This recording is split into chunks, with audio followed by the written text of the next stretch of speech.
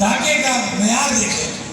पैसा दे रहा है सऊदिया, आपको फंड दे रहा है, और टनल बन गई जो हमारी बुनियादी जरूरत है, थोड़ी और कमसर है। अब जब इन्होंने देखा कि वाली वारिस इधर कोई नहीं है, ये लावारिस शहर है, इसका कोई वारिस नहीं है, पैसा भी आ गया, आपने सिर्फ इतनी, आपको अल्लाह तौफीक देता कि आप जाते पीएनडी में इस प्रोजेक्ट को आप गो थ्रू करते, कोई भी नहीं किया।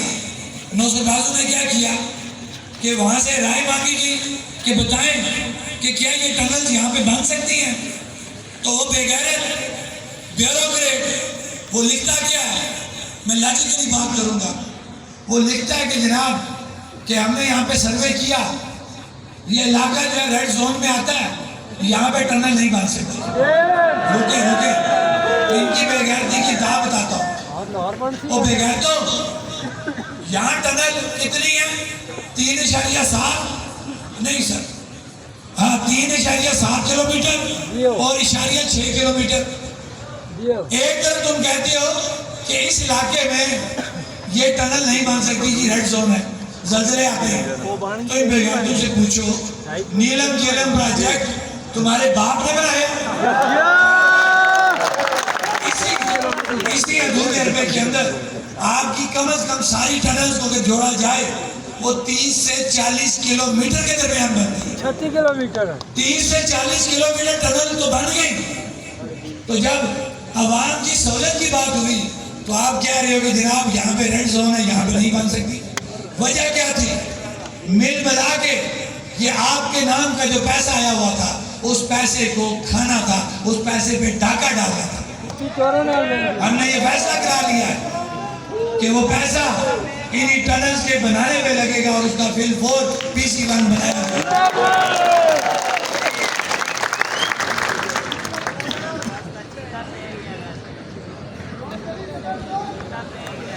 आप खामोश हैं, आप उनको काम करने नहीं आते।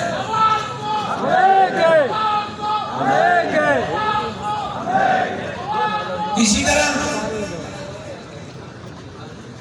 जो एक कमेटी बनी है कि जो अशराफिया की मराद या जो मिनिस्टर यहाँ से बाहर किक आउट हुए हैं, उनके हवाले से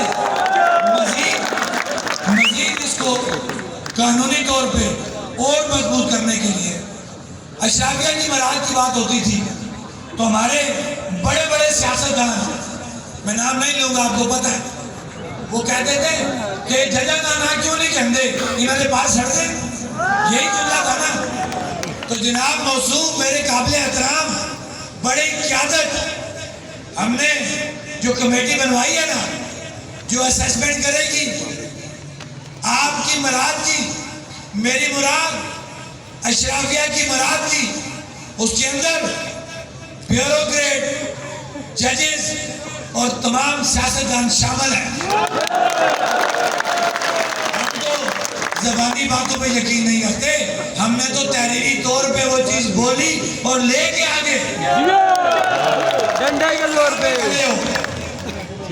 तुमने तो कहा था बाद में कि मैं तो कहता हूँ 28 में से एक मुतालबा भी पूरा ना हो, और ये तो अभी 42 मुतालबे पूरे करके हमने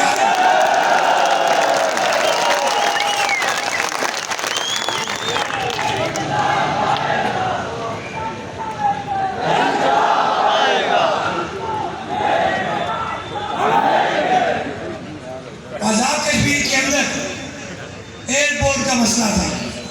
तो ये तय हो गया कि मीरपुर के अंदर इंटरनेशनल एयरपोर्ट का क्या नाम है।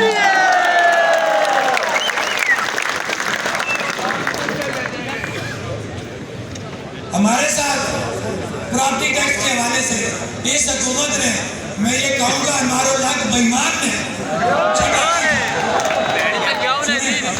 जब हमारा मुतालबा था तो पहले दिन हमने ये मुतालबा किया था कि हमारे प्रॉपर्टी टैक्स को कम करते हुए KPK या पंजाब तर्ज का रखा जाए। इन्होंने क्या किया, इन्होंने कहा जी कि वो 14.5-15% टोटल बनेगा। जब उसको कैलकुलेट किया तो वो 26 से 35% के दरमियान बन रहा था। हमारा ये मुतालबा तस्लीम किया गया कि उस परसेंटेज को कम करते हुए पंजाब या केपी के बराबर किया जाएगा।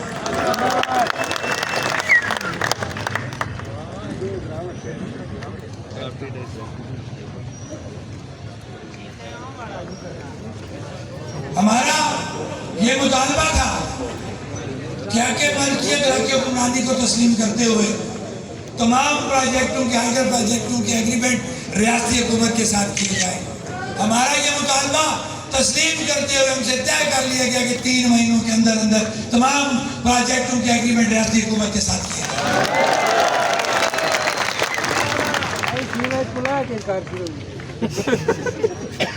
हमने ये मुतालबा रखा था कि हमारे 10,000 के अंदर पीने का साफ पानी हमें नहीं मिला, तो ये फैसला हो गया कि 10,000 के अंदर ग्रेटर वाटर सप्लाई स्कीम दी जाए।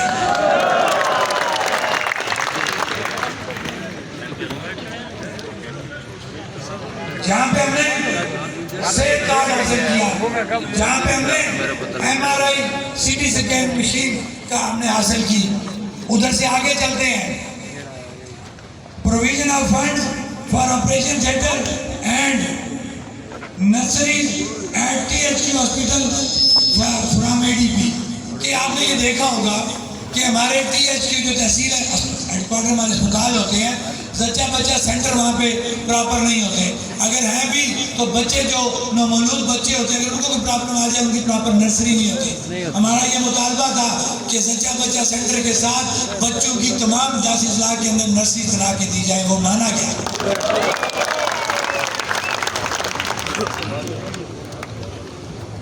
हमारा ये मुतालबा था, क्योंकि हम पूरी रियासत की बात कर रहे हैं, कि अब जब रियासत की बात करूंगा तो मीरपुर डिवीजन भी मेरा है। मीरपुर डिवीजन के मसाइल भी मैंने और आपने देखने हैं। तो वहाँ पे 2 पुल थे हमारे, गुलपुर एंड रहमानपुर कोटली, इनके बनाने के लिए ADP में पैसा रखने का ऐलान किया गया।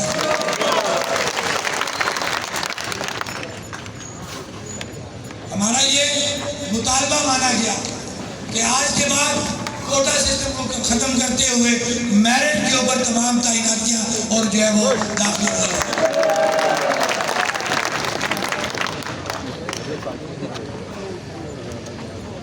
ये है तो आपको छोटा लगेगा, डोडियाल के अंदर water supply scheme and transmission line for Kashmir की कॉलोनी डोडियाल, इसी तरह दूसरा ये लेके आए। इसी तरह grant for property right to refugee Mandor colony Dodiyal, उसके लिए मुतालबा तस्लीम करवा के लाए। फिर ट्रांसपोर्ट पॉलिसी के अंदर सख्ती से अमल दरामद करते हुए 1300 सीसी गाड़ी के ऊपर इन तमाम हुक्मरानों ब्यूरोक्रेट्स को पाबंद किया गया।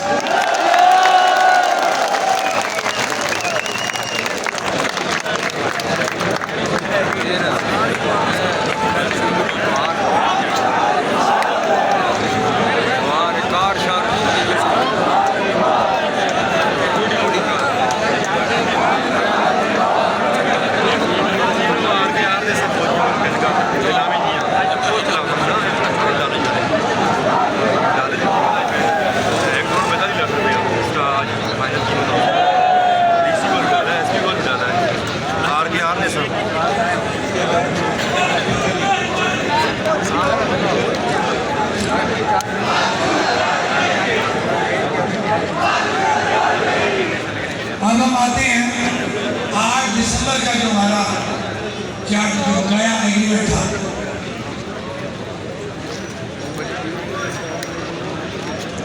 उसमें हमारा मुतालबा था कि 9 मई 2023 से लेके अब उसमें एडिशन क्या कर दिया है, 4 अक्टूबर 2025 तक दर्ज तमाम FIR मायदे के तहत खत्म की जाती है।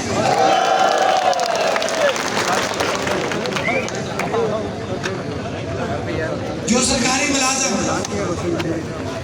हमारे पंडाल में आते थे, क्योंकि उनकी दिल की बात यहाँ की जाती थी, उनको इन्होंने मुअत्तल और नौकरी से फारिग किया हुआ था।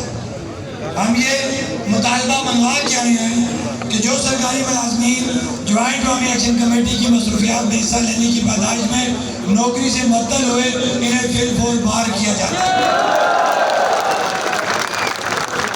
अजर मरहूम हमारे 3 जो शुदा थे, अजहर मरहूम में एक रहता था, उसके भाई की नौकरी का मसला था, वो मसला हल करके वापस आ चुका।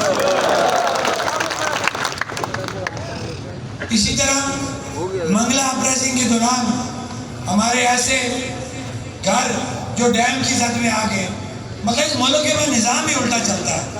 मकान आपका डैम में चला गया, वहाँ पे रहता कोई नहीं है, बरकियात वालों का मीटर चल रहा है, मीटर उतरा हुआ है, वो खाता चल रहा है, सरचार्ज दर सरचार्ज जो लाखों रुपए लोगों के जिम्मे बनाए गए थे, जो वो ख़त्म नहीं कर रहे थे। अल्हम्दुलिल्लाह आज हम ये फैसला करा चुके हैं कि वो पैसे ख़त्म किए जाते हैं।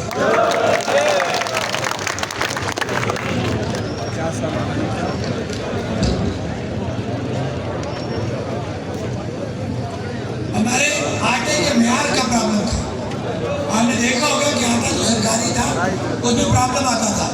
वजह क्या थी कि आपका शोर नहीं, वजह ये होती थी कि जब पास्को से गंदम मिलती थी आपको, तो उसकी रेशो कहीं जो पंजाब या बाकी सूबों में है कि 50% यूक्रेन की गंदम, 50% आपकी अपनी फ्रेश गंदम। कि अगर आपकी एक गाड़ी लोड होती थी 400 बोरी के लिए, तो 200 बोरी पंजाब में दी जाती थी यूक्रेन की गंदम, और 200 बोरी जो फ्रेश गंदम होती थी वो डाली जाती थी। जबकि हमारे साथ क्या हो रहा होता था कि हमारे साथ जो परसेंटेज जाती थी वो 30, 70, 40, 60 होती थी। कि अगर हमें वो 100 बोरी मिलनी है तो 30 मिलती थी नई गंदम, 70 मिलती थी पुरानी गंदम, 40 मिलती थी अगर नई गंदम, 60 मिलती थी पुरानी गंदम। वो गंदम का म्यार अच्छा नहीं होता था यूक्रेन का, जिस वजह से आटे का म्यार अच्छा नहीं होता था। हमारा ये फैसला हो गया कि दीगर सूबों की तरह हमें भी 50% यूक्रेन, 50% नई गंदम तहसील की जाएगी। अब आते हैं मोबाइल सर्विसेज के ऊपर।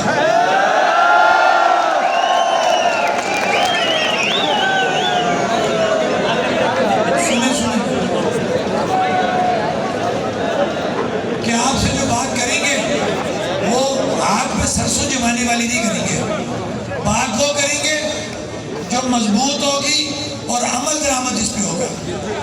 1.5 साल पहले यूएसएफ एक फंड होता है, यूएसएफ एक फंड होता है जो जितनी भी मोबाइल कंपनियां जिस इलाके में काम कर रही होती है वो अपने प्रॉफिट के अंदर से पैसा उसमें लग करके डालती है। हमें पता ही नहीं था 8 अरब रुपया 1.5 साल पहले इस हुकूमत ने वसूल किया हुआ था। सुने, अब 2.5 अरब और जमा हो गया पीटीए के पास, कितना हो गया? 10.5 अरब। अब ये मुसलमान क्या करना चाह रहे थे कि उस पैसे को इलेक्शन के अंदर रिश्वत देने के चक्कर में कोई फंड उन्होंने बनाया था कि उस फंड के तौर पे ये पैसा वहां देंगे, लेकिन ये पैसा वहां नहीं जा सकता था। ये पैसा सिर्फ और सिर्फ मोबाइल सर्विसेज की बेहतरी के लिए इस्तेमाल हो सकता था। अब उसका तरीकाकार क्या था कि सबसे पहले पैसा तो आ गया आपके पास, अगर ये काम 1.5 साल पहले किया होता क्या आज हम जलील हो रहे होते? कभी नहीं। लेकिन अल्हम्दुलिल्लाह हमने पकड़ा इनको मौके पे। अब ये तय हो गया कि बाकायदा कंपनी बनती है, उसका फिलफोर सीईओ, उसका जो सीईओ का तैनाती का अमल किया जाएगा, और उसके फौरी बाद जहाँ जहाँ पे सर्विसेज का प्रॉब्लम है वहाँ पे ये कंपनी टावर लगाएगी। इस कंपनी का काम वहाँ पे टावर लगाना, खाली टावर के ऊपर अपनी तमाम एक्सेसरीज, मेरी मुराद वो डिश जो सिग्नल को कैच करके आगे देती है, वो लगाना तमाम मोबाइल कंपनियों का अपना काम होगा। अब जब टावर जिस पे असल इन्वेस्टमेंट होती है वो इस 8 अरब या 2.5 अरब जो और आना है उसमें से लगेगा, कंपनियां तो बड़ी आसानी से अपनी मोबाइल सर्विस को ठीक करेंगी। बात समझ आ गई? अब ये तय हो गया है कि ये 8 अरब रुपया फिलहाल मोबाइल सर्विसेज की बेहतरी के अंदर इस्तेमाल किया जाए। साथ हमने ये मुतालबा किया कि पैकेजेस के पाकिस्तान के अंदर और यहाँ जमीन आसमान का फर्क है कि पीटीए वो रेगुलेटरी अथॉरिटी है जिसके अंदर इनके तमाम पैकेजेस, ये तमाम रेट्स इनके तयन होते हैं। हमने ये मुतालबा किया है कि पीटीए के होते हुए हमारे साथ ये ज्यादती नहीं हो सकती, इस ज्यादती को फिलफौर ख़त्म किया जाए।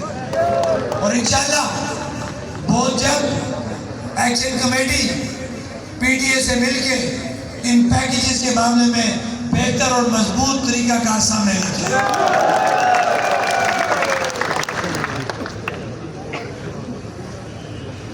आज़ाद कश्मीर के अंदर जो ये सॉलिड वेस्ट मैनेजमेंट है, जो हमारे यहाँ पे जिस पे काम हो रहा है, ये तो बहुत बड़ा प्रोजेक्ट है।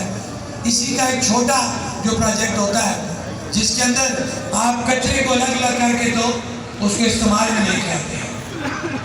10 लाख के अंदर हुकूमत से ये ऐलान करवा के आ गए हैं कि 10 लाख के अंदर ये प्लांट लगाए जाएंगे जिससे कचरे का जो मामला वो हल किया जाए। तलबा तंजीमों की बात की है, तलबा क्योंकि जुमला पढ़ूंगा, तलबा तंजीमों के इजला के बारे में ज़ाब्ता अखलाक को तय करने के लिए वज़राए हुकूमत बराए लोकल गवर्नमेंट तालीम और ज्वाइंट वाली एक्शन कमेटी बामी तौर पे 3 माह के अंदर रिपोर्ट मुरतब करेगी। क्या 3 माह के अंदर पाबंद कर दिया गया कि आपका ज़ाब्ता अखलाक बनाते हुए आपके इलेक्शन का ऐलान किया जाए। हमारे यहाँ पे कुछ ताजरान ऐसे थे जिनके बिजली बिल आज भी पुराने टैरिफ से आ रहे थे। अल्हम्दुलिल्लाह हमारा ये फैसला हो चुका है कि वो 5 kVA से 5 kW से किलोवाट से 160 किलोवाट तक का जो रोड है उसका टैरिफ 1 से 1500 यूनिट 25 रुपये और 1500 से ऊपर 35 रुपये बमा टैक्स अब लगाया जाएगा। हमारे वो ताजरान, वो कारोबारी हजरात जो आज तक इस अज़ियत में मुब्तला थे, अल्हम्दुलिल्लाह हमने उनको इसमें से निकाल लिया।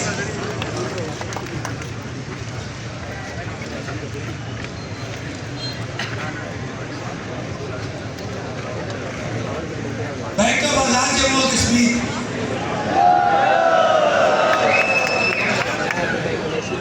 जो इस रियासत की खुशहाली का एक अहम जीना है, हमने इससे पहले इनको टाइम दिया जून 2025 का। असूली तौर पे ये पाबंद थे जून 2025 में इसको कंप्लीट करने में। ये कंप्लीट ना हो सका, उसकी वजह थी कि इसका एक सॉफ्टवेयर परचेज किया जाता है। वन लिंक तो समझते हैं ना कि एटीएम कार्ड हर बैंक में इस्तेमाल होता है, उस तरह का सॉफ्टवेयर एक होता है जो अच्छा खासा कीमती होता है। उसका टेंडर हुआ, टेंडर के अगेंस्ट कोई पार्टी कोर्ट पे चली गई, हमारे 5 से 6 माह कोर्ट के अंदर ज़ाया हो गए। अल्हम्दुलिल्लाह कोर्ट से वो मामला निकल चुका है, सॉफ्टवेयर परचेज हो चुका है। उम्मीद है कि अगले 5 से 6 माह के अंदर कश्मीर बैंक को शेड्यूल बैंक का दर्जा दे दिया है। अब एक छोटी सी बात समझे कि मौसूफ कह रहे थे कि इनका एक भी मुतालबा पूरा न किया जाए। ये जो चीज़ें आपको हमने बताई हैं, इनको अगर आप कैलकुलेट करेंगे ना, ये कम से कम 50 से 60 अरब रुपए की बनती हैं। कितने की? 50 से 60 अरब रुपए की बनती है। किधर गया वो एक मुतालबे वाला हमारा सियासी बड़ा लीडर? अब आता हूँ दूसरी तरफ। गो के चीज़ें अनाउंस नहीं करनी चाहिए, क्योंकि किसी जान का कोई लेवल बदल नहीं है। हम किसी माँ को उसका बेटा नहीं ला के दे सकते, किसी बाप को उसका बेटा नहीं ला के दे सकते, लेकिन हमारी ये जिम्मेदारी बनती थी कि अगर वो जान एक्शन कमेटी की काल के अंदर ज़ाया हुई है, हमारा भाई शहीद हुआ, तो हम अपना किरदार अदा करें। तो अल्हम्दुलिल्लाह हमने जिम्मेदारी का मुजाहरा किया, उन पे कोई एहसान नहीं किया। एहसान तो वो हम पे करके चले गया, पूरी रियासत पे एहसान करके चला गया वो शख्स, वो नौजवान जो अपनी जान तो दे गया। उसके सबके आज हम इतना बड़ा पैकेज लेके यहाँ पे बातें कर रहे हैं, ये हम उन्हीं के सबके ले रहे हैं, हमारा कोई कमाल नहीं है। अल्हम्दुलिल्लाह हम ये ऐलान करवा के आ चुके हैं कि पिछली दफ़ा तो हमने अपने एक शहीद के लिए 50 लाख रुपया लिया था। इस बार हमने ये फैसला कराया है कि जो एक पुलिस के मुलाजिम को मुआवजा मिलेगा वही मुआवजा हमारे शहीद को मिलेगा। हम ये फैसला करा चुके हैं कि उस घर के अंदर किसी भी बच्चे को, बहन को, जो हमारा फैसला होगा उसको आप एक नौकरी भी देंगे, परमानेंट जॉब। ये तो हो गया हमारी उस कीमती जान जिसका कोई नेमुल बदल नहीं है, लेकिन हमारा फर्ज बनता था कि हम उस फैमिली को किसी रास्ते में अकेला मत छोड़ें। हम उन बहनों के भाई हैं, उस माँ के बच्चे हैं, उस बाप के बेटे हैं। अगर तुम्हारा वो बेटा नहीं रहा, हम वो फर्ज अदा करने की कोशिश करेंगे। आप अपने आप को अकेला मत समझना। इसी तरह हमारे वो नौजवान जिनको इस तहरीक के अंदर गोली लगी है और वो गोली से जख्मी हुए हैं, हर गोली से जख्मी होने वाले नौजवान के लिए 10-10 लाख रुपए का ऐलान करें। ये उस दर्द का मदावा नहीं है कि जिसको गोली लगी उसकी हड्डी डैमेज हो गया, जिसको गोली लगी उसका कंधा डैमेज हो गया। उसकी जो अजियत है ना गोली लगने से, हम उसका भी मदावा नहीं कर सकते, लेकिन हमने कोशिश की है कि हम जितना भी उनके साथ खड़ा हो सके हमें खड़ा होना चाहिए। अल्हम्दुलिल्लाह आप लोगों का वजन था, आप लोगों की मदद थी कि हमने जब भी मुज़ाकरात किए मजबूत तरीके से मुज़ाकरात किए और मजबूत तरीके से मुज़ाकरात करने के बाद ये तमाम चीज़ें हमने हासिल की।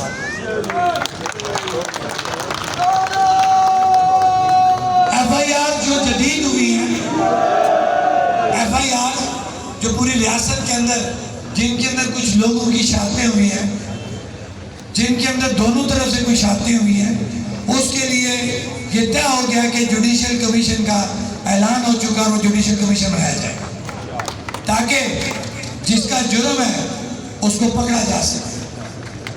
क्योंकि पुलिस ने डायरेक्ट फायर किए हुए हैं, सहूलतकारों ने डायरेक्ट फायर किए हुए हैं, ये तमाम चीज़ें सामने आएंगी और हम इसका पहरा देंगे।